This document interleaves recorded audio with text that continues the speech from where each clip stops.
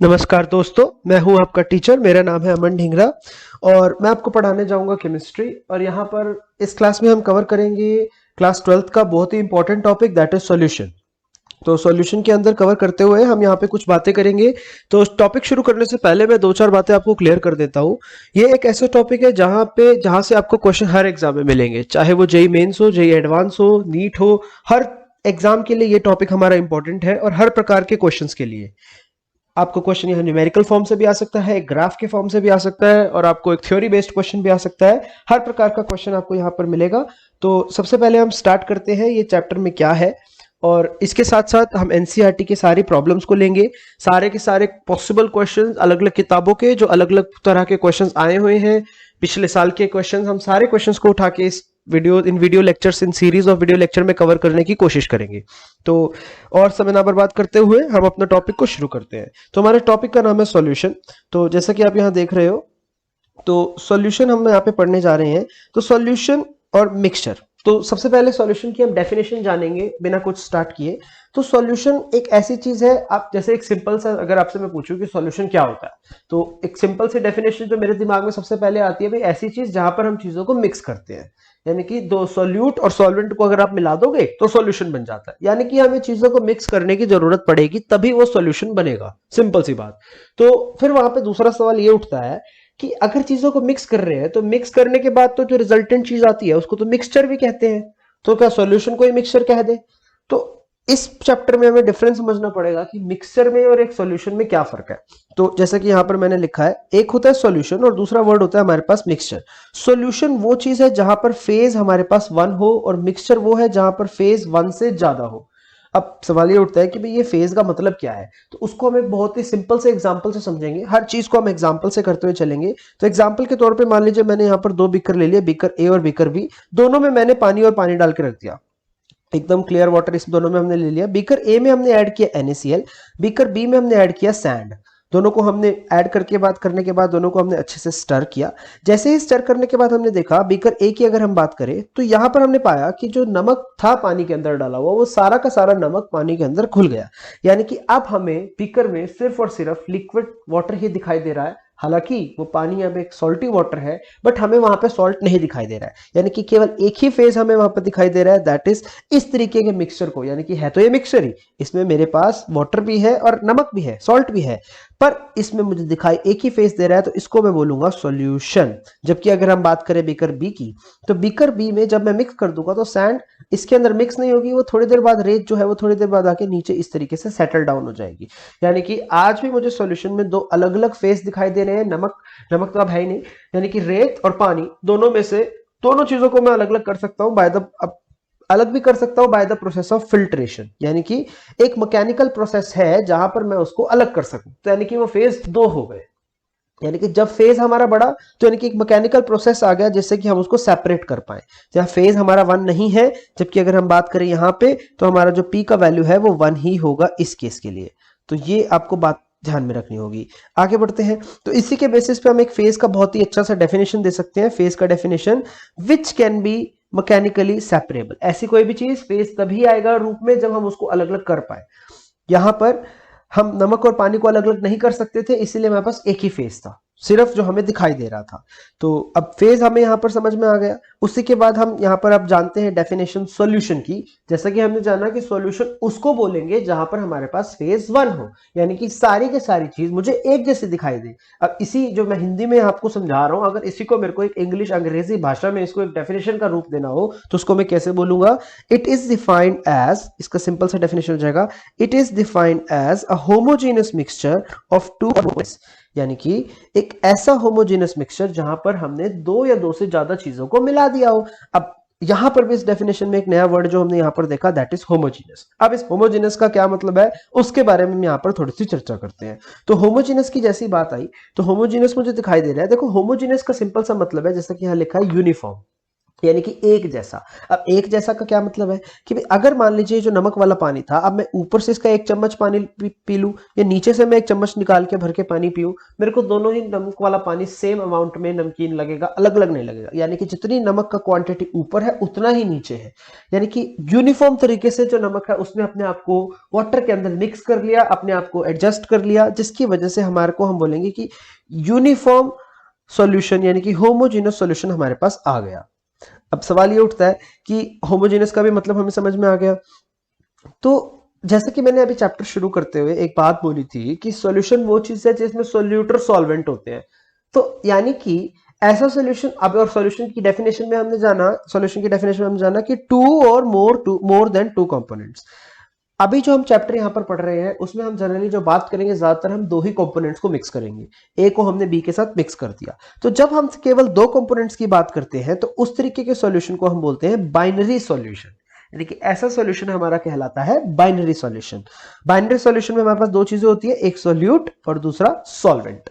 यही दो चीजें होती है हमारे पास। और सॉल्वेंट हमेशा वो होता है जो ज्यादातर ज्यादा मात्रा में प्रेजेंट होता है, प्रेजेंट इन एक्सेस अमाउंट, उसको हम बोलते हैं सॉल्वेंट बोलते हैं। तो इन दोनों को चीजों को जब हम मिलाएंगे, सॉल्यूट के अंदर सॉल्वेंट मिक्स होगा, तो उसी चीज को मैं बोलूंगा बाइनरी सॉल्यूशन। ओके, तो अब आगे बढ़ने की बजाय, आगे बढ़ने से पहले मैं एक चीज यहां पर और क्लियर कर देना चाहता हूं कि अभी थोड़ी देर पहले मैंने एक टर्म का इस्तेमाल किया था जिसको मैं बोल रहा था फेज। तो फेज को समझना यहां पर बहुत ही इंपॉर्टेंट है।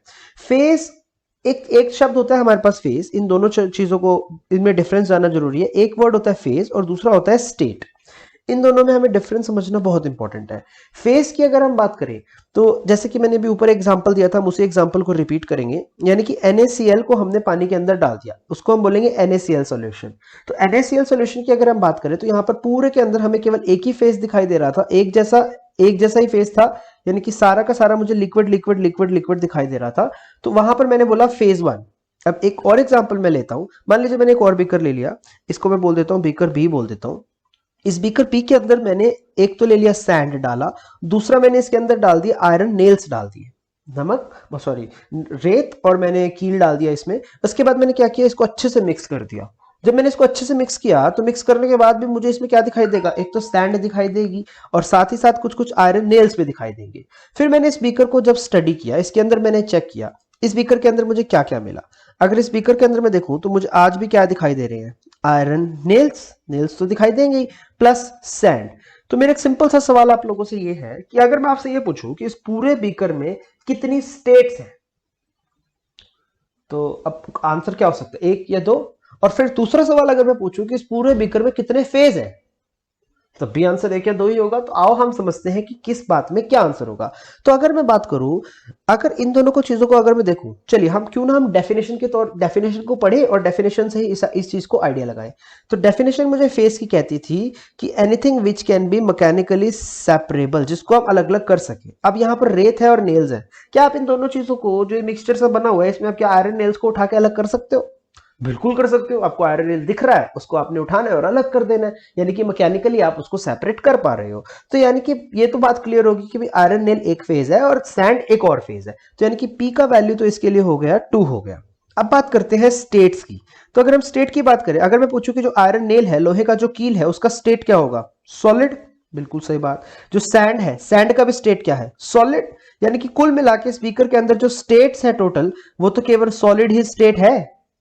तो आपको इस बात का ध्यान रखना पड़ेगा कि चाहे यहां पर स्टेट केवल सॉलिड है, बट वो उसके अंदर जो मेरे फेज है वो दो फेज, अलग अलग दो फेज है। तो यहां पर सिंपल सी भाषा में अगर मैं कहूं तो P का वैल्यू हो जाएगा 2 और हमारे पास जो स्टेट हो जाएगी वो पूरी तरह से हो जाएगी हमारे पास सॉलिड स्टेट। तो इस चीज को आपको बहुत ध्यान रखना है। एक और एग्जांपल मैं आपको यहाँ पर डिस्कस करना चाहता हूँ, बहुत ही स्टेट और फेस का बहुत ही इंटरेस्टिंग एग्जांपल है वो। मान लीजिए मैंने यहाँ पर लिया डायमंड। जैसा कि आप जानते हैं कि कार्बन के हमारे दो एलोट्रॉप्स होते हैं, डायमंड और दूसरा एलोट्रॉप होता है हमारे पास ग्रेफाइट। ये हमारे पास दो। अब क्या किया मैंने, कंटेनर में कुछ तो मैंने डाल लिया, डायमंड भी डाल लिया मैंने इसमें और इसमें मैंने ग्रेफाइट भी डाल लिया। इन दोनों चीजों को मैंने कंटेनर में ले लिया। तो अब अगर मैं आपसे पूछूं कि इसमें हम बात करेंगे फेस ट्रांजिशन और स्टेट ट्रांजिशन की, तो चलिए कंटेनर वाला एग्जांपल हम बाद में लेते हैं, सबसे पहले हम ट्रांजिशन की बात करते हैं।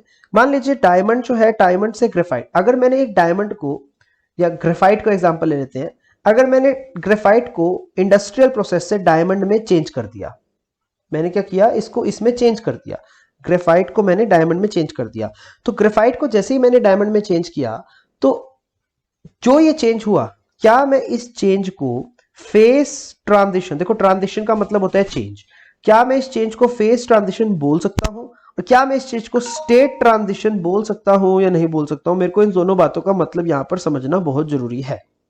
सबसे पहले हम बात करते हैं फेस ट्रांजिशन की। तो फेस की अगर हम बात करें तो हमारे पास अब इस समय दो अलग अलग चीजें हैं, एक है ग्रेफाइट, एक है डायमंड। हालांकि दोनों है कार्बन ही, बने दोनों ही कार्बन से हैं, पर क्या अगर मैं आपको बोलूं कि मैं आपको दो कंटेनर दे दूं कि भाई इसमें ग्रेफाइट और डायमंड है और आप इसमें डायमंड को अलग करके दिखाओ, तो आप कर सकते हो या नहीं कर सकते?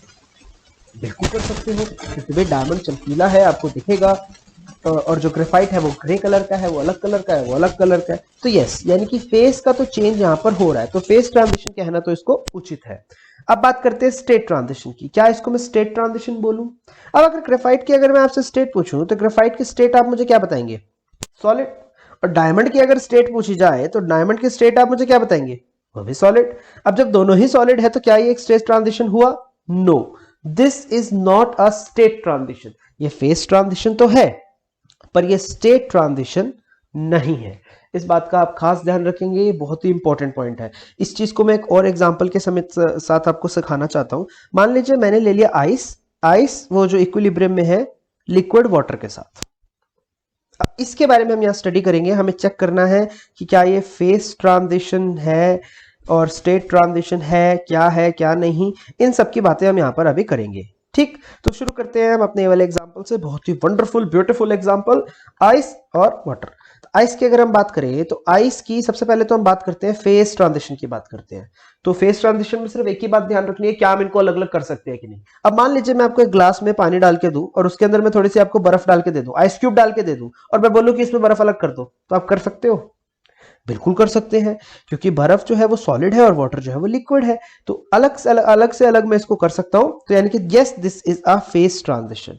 अब बात करें स्टेट ट्रांजिशन। तो स्टेट ट्रांजिशन की अगर हम बात करें तो आइस का अगर हम स्टेट पूछे तो वो क्या है? सॉलिड। वाटर का अगर हम स्टेट पूछे तो क्या है? लिक्विड। तो यानी कि स्टेट का तो चेंज हो गया, सॉलिड से तो लिक्विड में चला गया, तो yes, this is also a state transition as well. यानी कि ये जो प्रोसेस है आइस और वाटर वाला, ये phase transition as well as state transition दोनों है। तो कुल मिला के हम लास्ट में एक स्टेटमेंट लिख सकते हैं दैट एवरी स्टेट ट्रांजिशन, यानी कि जब भी हमारे पास कोई भी स्टेट ट्रांजिशन हो रही है, every state transition is accompanied by phase transition। कहने का सिंपल सा मतलब है कि जब जब हमारे पास एक स्टेट ट्रांजिशन होगा तो साथ में फेस ट्रांजिशन तो होगा ही होगा, क्योंकि इसमें हमारा स्टेट ट्रांजिशन हुआ तो फेस ट्रांजिशन तो हो ही गया। अब इसमें अगर हम बात करें, यहां पर फेस ट्रांजिशन तो हो रहा था बट स्टेट नहीं हो रहा था। अगर मान लीजिए यहां स्टेट हो रहा होता, यहां स्टेट हो रहा होता, तो ये तो होना ही था, फेस तो होना ही था। यानी कि every state transition is accompanied by a face transition. जब स्टेट होगा तो फेस तो होगा ही होगा, but the converse is not true. इस बात को भी हम लिखेंगे, but the converse is not true. यानी कि जरूरी नहीं कि अगर फेस ट्रांजिशन हो रहा हो तो स्टेट को भी ट्रांजिट होना पड़ेगा। एग्जाम्पल के तौर पे हमने यहाँ ग्रेफाइट और डायमंड वाला एग्जाम्पल देखा, यहाँ फेस ट्रांजिशन तो हो रहा है पर स्टेट ट्रांजिशन नहीं हो रहा है। इन चीजों को समझना बहुत ही इंपॉर्टेंट है हमारे लिए, तभी हम आगे बढ़ सकते हैं। ठीक है, तो यहाँ पर हमने सॉल्यूशन का अब तक डेफिनेशन समझा, जाना कि स्टेट और फेस क्या होता है, ये छोटी छोटी बातें हमने करी। अब अगली चीज जो हम यहाँ पर शुरू करेंगे that is again very very important, कि अब हम एक सॉल्यूशन को, मान लीजिए हमें सॉल्यूशन समझ में आ गया कि सॉल्यूशन होती क्या है, डेफिनेशन हमने यहाँ पर समझ ली, पढ़ ली। अब आगे बढ़ते हैं। अब मान लीजिए मैंने दो यहाँ पर बीकर ले लिए, दोनों के अंदर मैंने वाटर ले लिया। ठीक है, दोनों के अंदर वाटर लिया, इसको मैंने ए बोला, इसको मैंने बी बोला। ठीक, अब दोनों के अंदर वाटर लिया, इसके अंदर भी मैंने NaCl डाल दिया, इसके अंदर भी मैंने NaCl डाल दिया। लेकिन अब की बार मैंने फर्क किस बात का रखा? इसमें मैंने NaCl का अमाउंट डाला W1 और इसके अंदर मैंने डाला W2। यानी कि इससे मुझे एक बात समझ में आती है कि हर बार इसको भी मैं NaCl सॉल्यूशन बोलूंगा, इसको भी मैं NaCl सॉल्यूशन बोलूंगा। तो पॉइंट ये हो गया कि अलग अलग करने के लिए कोई तो फैक्टर होना चाहिए। अब अलग अलग करने के लिए जो फैक्टर है that is this W1 and W2, यानी कि अमाउंट। अब हम बात करेंगे अमाउंट की। तो अब नेक्स्ट टॉपिक जो हमें यहां पर पढ़ने की सबसे ज्यादा जरूरत है, सबसे पहले आगे बढ़ने से पहले, दैट इज कंसंट्रेशन। ये हमारा some basic concept of chemistry का टॉपिक है, कंसंट्रेशन, यानी कि कितनी सोल्यूट हमने डाला है किसी भी सॉल्वेंट के अंदर। तो इसको हम सिंपल सी, एक आसान सी भाषा में अगर हम डिफाइन करना चाहें तो हम सिंपल सी लैंग्वेज में इसको ये बोल सकते हैं कि कितना अमाउंट ऑफ सोल्यूट को हमने ऐड किया है बेसिकली, ताकि हमारा जो फाइनल है वो एक सॉल्यूशन बन जाए। तो अगर मैं इसका एक सिंपल सा डेफिनेशन देना चाहूं तो सिंपल से बात बोल सकते हैं, द अमाउंट ऑफ सोल्यूट, यानी कितना solute dissolved in per unit amount of solvent और सॉल्यूशन, यानी कि कितना हमने सोल्यूट ऐड किया है पर यूनिट अमाउंट। अब यूनिट अमाउंट में वॉल्यूम भी हो सकती है, वेट भी हो सकता है, बहुत चीजें हो सकती हैं। इसी प्रकार हम अलग अलग डेफिनेशंस पढ़ेंगे कंसंट्रेशन की, ऑफ सॉल्वेंट और सॉल्यूशन, यानी कि सॉल्यूशन और सॉल्वेंट में हमने कितना कितना अमाउंट इसका डाला है। अब बात करनी है आगे हमें कंसंट्रेशन की। एक ऐसी चीज है जो आप क्लास 11th में खूब अच्छे से पढ़ के आए हो, बट मैं इसको एक बार यहाँ पर रिपीट करना चाहता हूं। तो अगले उसमें हम बात करेंगे अलग अलग कंसंट्रेशन की। तो उससे पहले मैं सबसे पहले आपको बता सकता हूं कि हम कंसंट्रेशन को जिस हिसाब से पढ़ेंगे, हम इसको दो फैमिली में डिवाइड करेंगे। It is divided into two families. बहुत ही इंटरेस्टिंग तरीके से मैं आपको यहां पर बता रहा हूं, ये चीज आपको किसी किताब में नहीं मिलेगी। दो फैमिली में इसको हम बांटते हैं। तो दो फैमिली में जिसको हम बांटेंगे, दैट इज टेम्परेचर डिपेंडेंट, यानी कि जो टेम्परेचर पे डिपेंड करेगी, और दूसरी फैमिली हो जाएगी हमारे पास टेम्परेचर इंडिपेंडेंट, यानी कि ऐसी जो हमारी टेम्परेचर पे डिपेंड नहीं करती है। ये हमारे पास दो फैमिलीज हो जाएंगी हमारी कंसंट्रेशन टर्म्स की।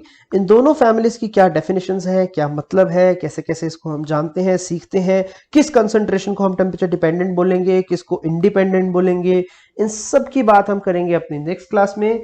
हम एक क्लास को बहुत लंबा, नेक्स्ट क्लास में हम बात करेंगे और उसी में हम जानेंगे अलग अलग आगे बहुत सारी डेफिनेशंस, अलग अलग लॉज, किस तरीके से हमारा चैप्टर जो है वो आगे बढ़ रहा है। Thank you, that's all for today. I hope आपको ये एक्सप्लेनेशन समझ में आया होगा। आपका कोई भी क्वेरी है तो आप नीचे कमेंट बॉक्स में क्वेरी डाल सकते हैं, आपको तुरंत रिप्लाई मिलेगा। Thank you so much.